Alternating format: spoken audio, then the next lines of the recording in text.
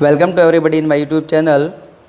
BSc third year की class में हम चर्चा कर रहे थे शेप ऑफ ऑर्बिटल्स और अष्टफलकीय संकुलों में क्रिस्टल क्षेत्र विपाटन की, जो अपनी पिछली क्लास में हमने पढ़ लिया है। उसके बाद आज की क्लास में हम आगे वाला जो टॉपिक है अपना उस पर डिस्कस करने वाले हैं, उस पर विस्तृत चर्चा करने वाले हैं, जो है चतुष्क फलकीय संकुलों में क्रिस्टल क्षेत्र विपाटन। अष्टफलकीय संकुलों में जब हमने इसको कैलकुलेट किया है तो यहाँ पर हमने इसको डेल ओ से दिखाया है, इसमें निकलने वाली एनर्जी को, और CFSE को कैलकुलेट करना हमने सीखा है वहाँ पर। तो उसके आगे हम आज बात करते हैं चतुष्क फलकीय क्षेत्र में क्रिस्टल क्षेत्र विपाटन की। तो देखिए, crystal field splitting in tetrahedral complexes. चतुष्क फलकीय क्षेत्र में 4 लिगेंड केंद्रीय धातु परमाणु पर आक्रमण करते हैं। इस स्थिति में धातु के डी कक्षक लिगेंड के सामने नहीं आते। देखो, यहाँ जो चतुष्क फलकीय कॉम्प्लेक्स हैं, यहाँ पर जब लिगेंड केंद्रीय धातु परमाणु पर अटैक करते हैं तो इसके जो ऑर्बिटल्स होते हैं या डी कक्षक जो होते हैं वो लिगेंड के सामने नहीं आते, जबकि अपने अष्टफलकीय कॉम्प्लेक्स में ये लिगेंड के सामने आते हैं, क्योंकि वहाँ एक साथ 6 लिगेंड आक्रमण कर रहे होते हैं, जिसमें से कुछ लिगेंड अक्ष के सामने से अटैक करते हैं तो कुछ मध्य से। लेकिन यहाँ पर सभी लिगेंड अक्षों पर अटैक नहीं करते। तो देखो, मैं पुनः रिपीट कर रहा हूँ यहाँ से। चतुष्क फलकीय क्षेत्र में 4 लिगेंड केंद्रीय धातु परमाणु पर आक्रमण करते हैं। इस स्थिति में धातु के डी कक्षक लिगेंड के सामने नहीं आते हैं, जिससे धातु का कोई भी डी कक्षक अधिक प्रतिकर्षित नहीं होता, परंतु अक्ष के मध्य में स्थित T2G कक्षक, T2G कौन कौन से हैं आपके, DXY, DYZ एंड DZX, तीनों आपके T2G कक्षक हैं, जो अधिक प्रतिकर्षण के कारण औसत ऊर्जा से अधिक ऊर्जा स्तर पर उपस्थित होते हैं।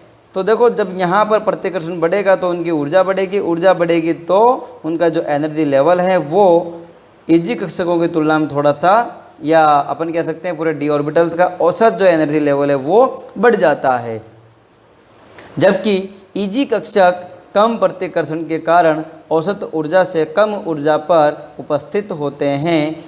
यदि चतुष्क फलकीय क्षेत्र में विपाटन ऊर्जा का मान डेल टी से प्रदर्शित किया जाए तो प्रत्येक EG कक्षक में जाने वाला प्रत्येक इलेक्ट्रॉन 0.6 डेल टी ऊर्जा का उत्सर्जन करता है। कितना?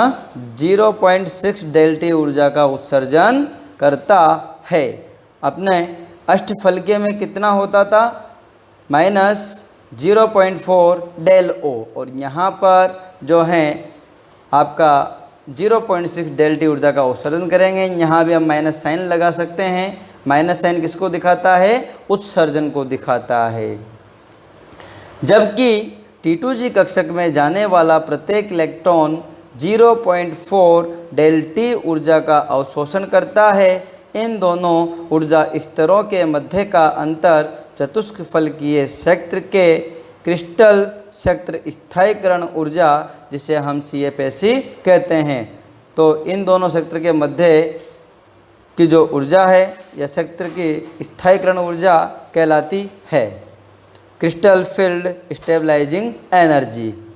तो यहाँ तक बात क्लियर है। इसके आगे हम बात करते हैं। देखो, इसको इस फॉर्मूले द्वारा कैलकुलेट किया जाता है।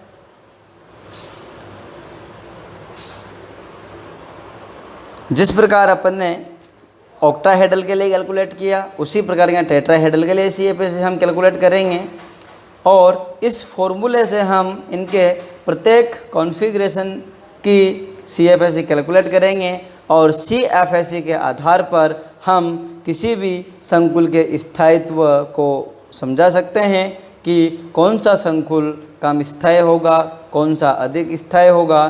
तो देखो, यहाँ पर CFSE, यहाँ पर मैंने T लिखा है, तो T किसके संदर्भ में है? ये टेट्राहेड्रल। मतलब चतुष्फलकीय के संदर्भ में यहाँ पर टी लिखा है और ऑक्टाहेड्रल के उसमें हमने यहाँ ओ लिखा था। तो देखो यहाँ पर जो है -0.6 डेल टी इंटू NEG, ये क्या है n, यहाँ पर Eg कक्षक में उपस्थित इलेक्ट्रॉन्स की संख्या, plus 0.4 del T into NT2G। ये फॉर्मूला ठीक आपका ऑक्टाहेड्रल में रिवर्स था, यहाँ पर पूरा अलग हो गया है। तो देखो यहाँ पर NEG क्या है, Eg कक्षकों में उपस्थित इलेक्ट्रॉन की संख्या, और NT2G क्या है, T2G कक्षकों में इलेक्ट्रॉन्स की संख्या। तो देखो हम सबसे पहले बात करते हैं, ये आपका मेटल आयन यहाँ पर है और इसकी तीनों एक्सिस X, Y, Z, ये दोनों एक दूसरे के 90 डिग्री पर हैं और ये ठीक इसके परपेंडिकुलर है, इधर अप साइड में। अब यहाँ पर जैसे देखो आप इसको इस छोटे डायग्राम से भी समझ सकते हो, ये आपका मेटल आयन, यहाँ पर ये X, Y, Z तीनों एक्सिस, और यहाँ पर जो लिगेंड हैं वो अक्ष के सामने से अटैक नहीं करता, अक्षों के मध्य से अटैक करता है।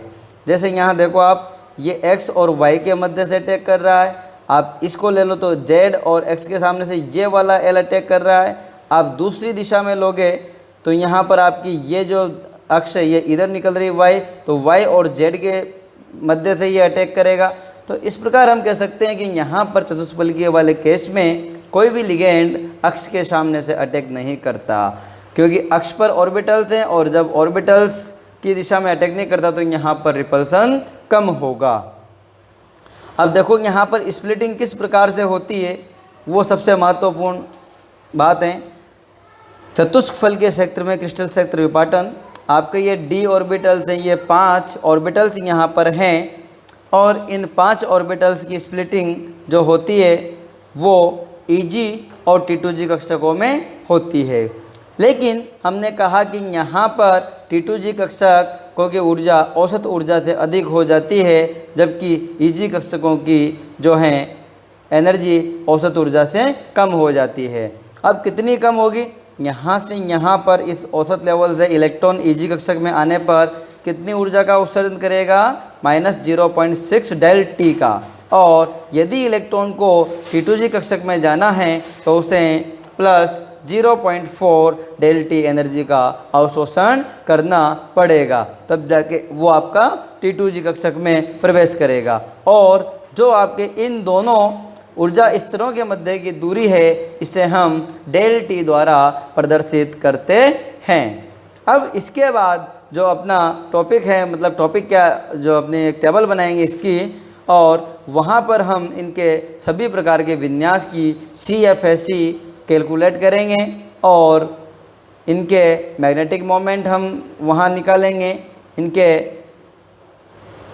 जो है प्रबल क्षेत्र में कितने अयुग्मित इलेक्ट्रॉन इनमें होंगे, दुर्बल क्षेत्र में कितने अयुग्मित इलेक्ट्रॉन इनमें होंगे, या पेयरिंग होगी नहीं होगी, तो उन पॉइंट्स पर चर्चा हम अभी करने वाले हैं।